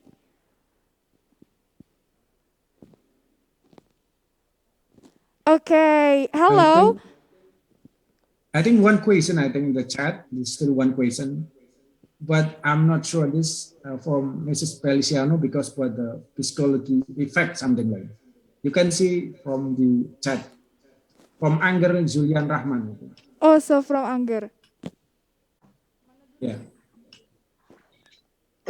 we will try to Yeah, this is a- we will try to use we will try to ask Miss. I'm sorry, Miss. Okay. Okay, so moving on to the third question on the chat box. It's from Anger. It is for Miss Feliciano. So the question is, in the middle of the business, is there any psychological effect that impact you and your companies? For example, in the pandemic situation, we know that the business will be stagnant or even worse, decrease. Then how about your mental health, Miss? Is there any specific way to avoid the psychological effect like stress and other in business? So this question is specifically for you, Miss. So time is yours. I hope nobody's asking about my mental health now. At any rate, I think some of them I have already answered previously. And as I mentioned, you're correct. It's not just, the business is not just stagnant, it went down. And well, whether it has affected us probably initially when we saw the decline, the decrease. But you cannot just look into this portion all the way, all throughout. While you're confined inside your home, you can see a lot of sufferings elsewhere.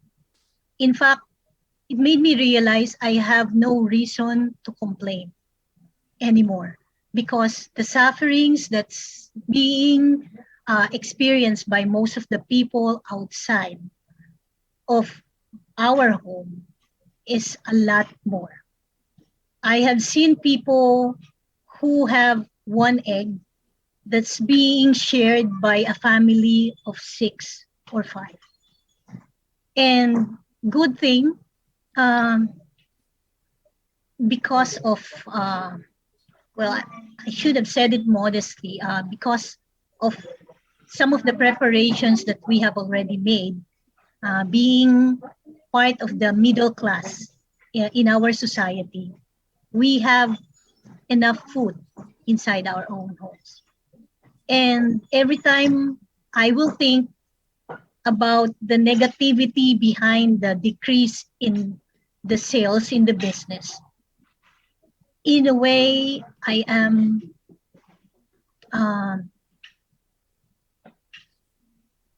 well, I feel like somebody is trying to tell me, you cannot complain here. You have more than enough compared to the rest of the people you can see outside.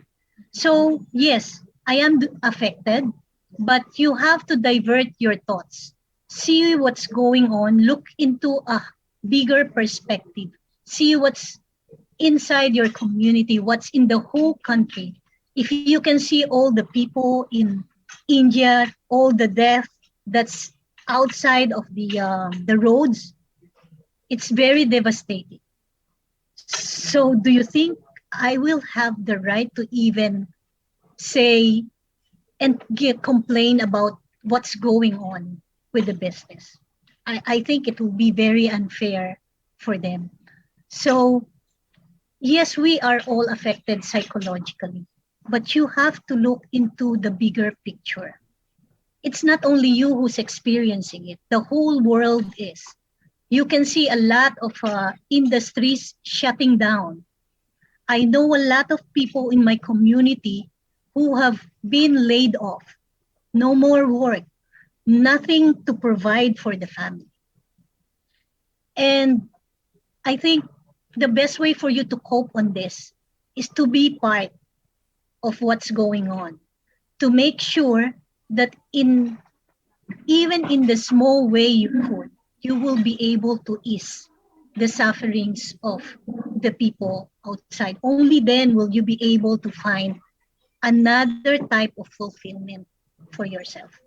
And I do hope and pray that everyone here will really be able to look into not just the profit portion, but also the social effect of what we're doing. And of course, the environment. And if there's anything else you need to get any information from me or whatsoever, then feel free to send me or send me any messages either through this chat box, or you can coordinate with the facilitators and they will know how they can reach me. So I just hope we will all be able to victoriously go through what we are going through right now, not just an individual, but as a country and as a member of our Earth. Thank you. Thank you very much, Miss. So I do agree with you that we really we need to try to move on from this, because if we keep thinking about this, we will ended up tired ourselves. So I would like to go to the next question for the raise hand feature one.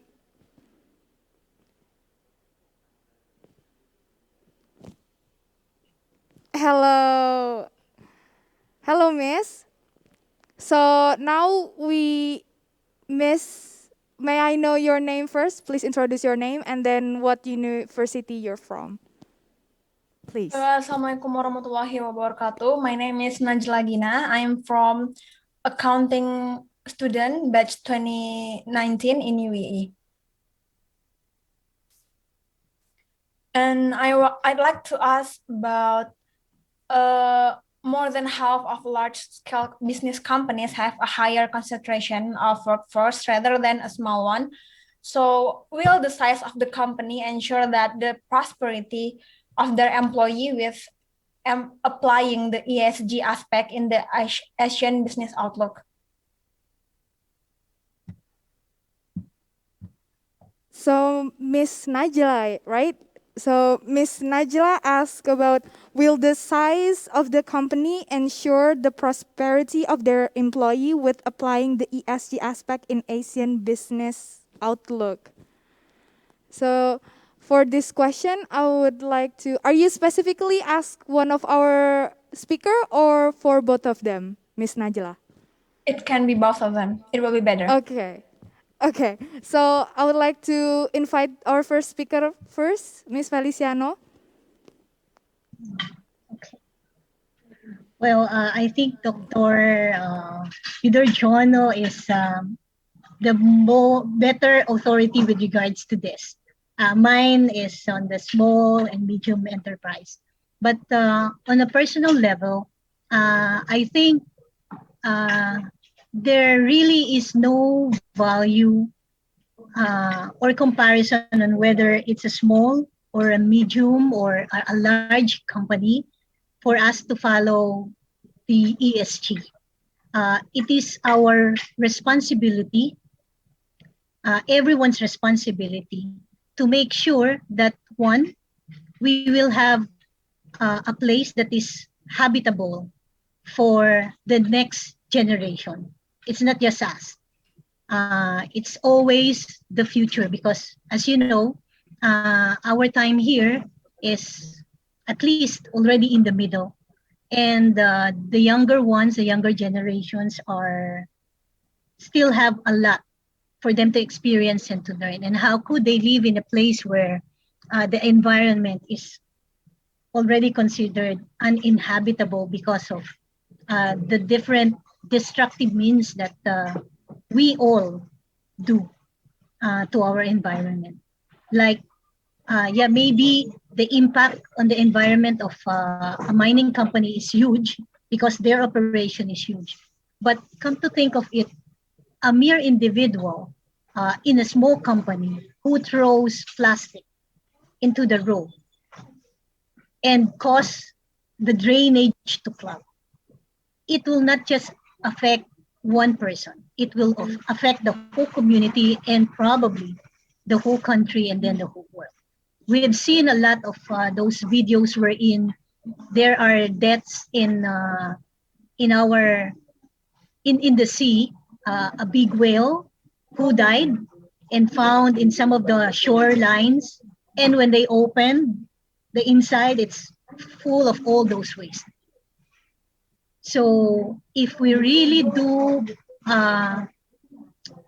feel that we want our future generation to have a better life to live, then we have to check on the impact of what we're doing on the environment. Second, of course, socially. As I mentioned, I've been an advocate on making sure that we do have social responsibility. That every company, no matter if they're small or large, it's not just people who are physically and intellectually and emotionally okay and well. We also need to look into those who are challenged, either physically or emotionally or intelligently.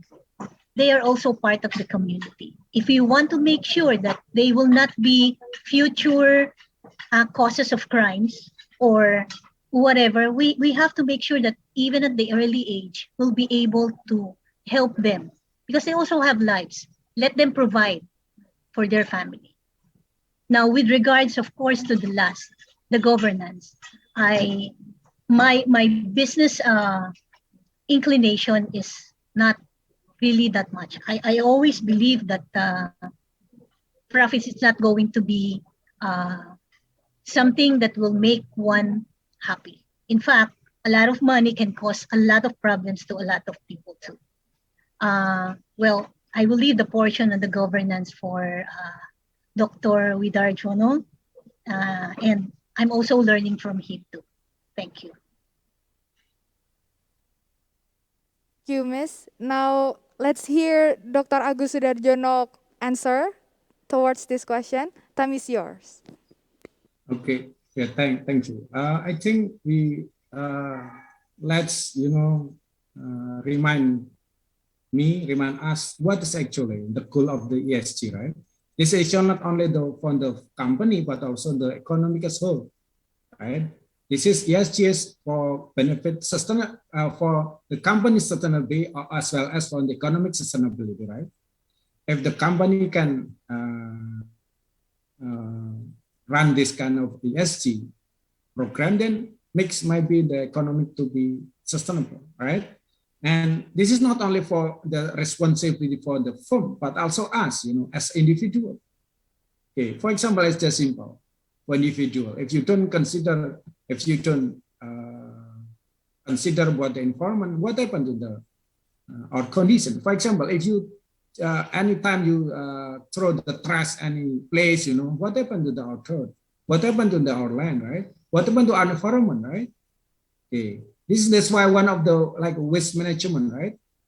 Yeah, this is kind of actually all is responsibility for our economic sustainability.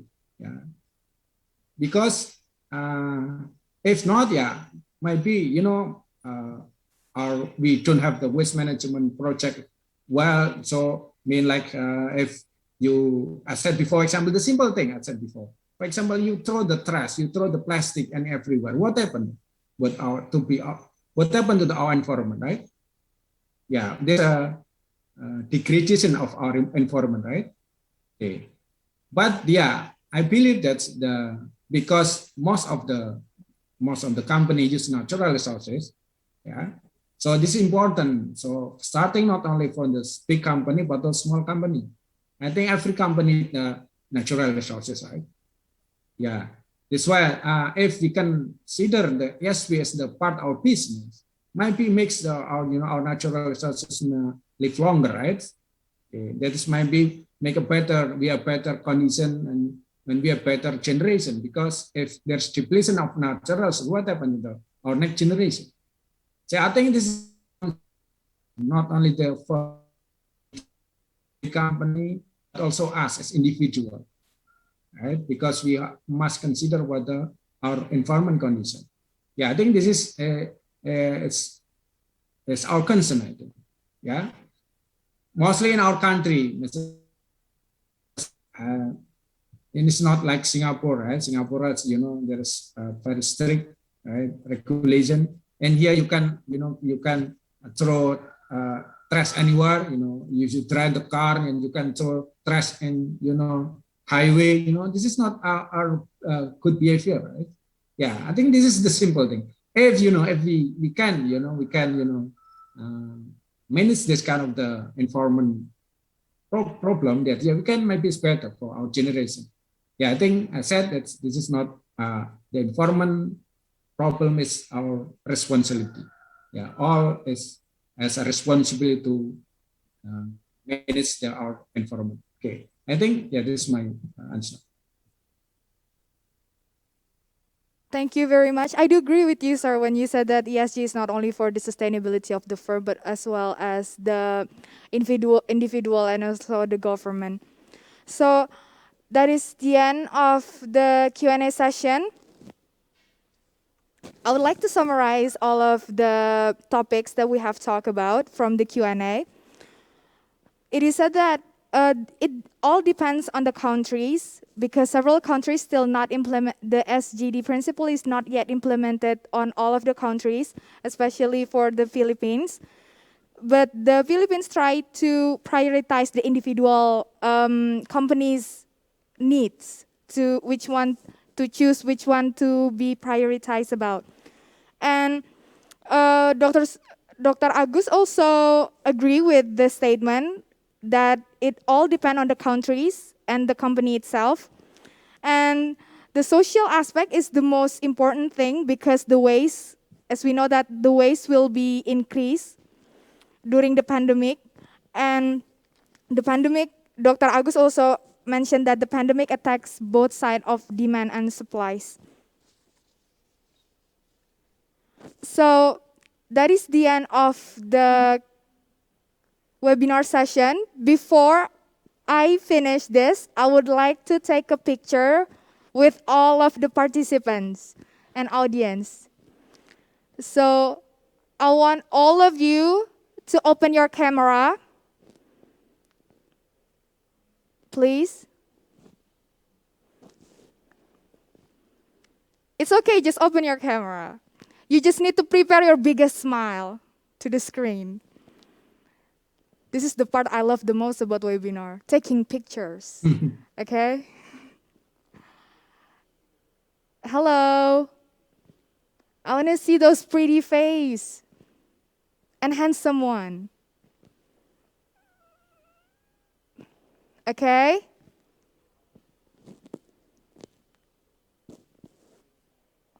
Ready? Are you ready? Okay, 1, 2, 3, cheese! Yay! Thank you, thank you. So, again? Okay, once again, please. 1, 2, 3, cheese! Okay, so thank you for all the speakers, but before that, I would like to please you to give a closing statement, just 1 minute. It's a quick closing statement. The first one is Dr. Agus. Okay, Doctor, please make a closing statement. Okay, 1 minute.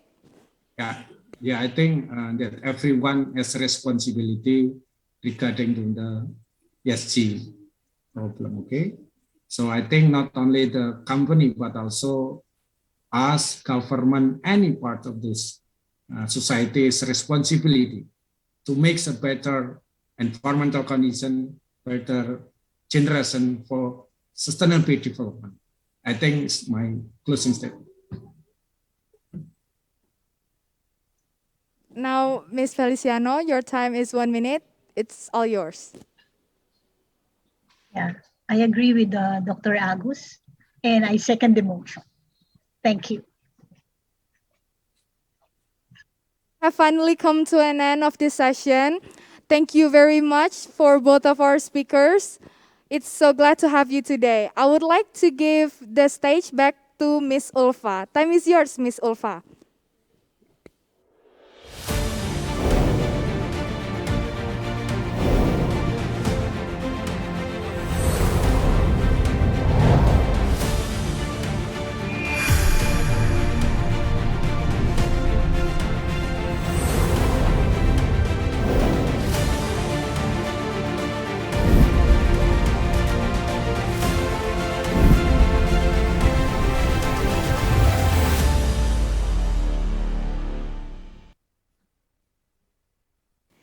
Thank you to our inspiring speakers, Mr. Agus and Ms. Feliciano, and the great moderator, Ms. Asakita.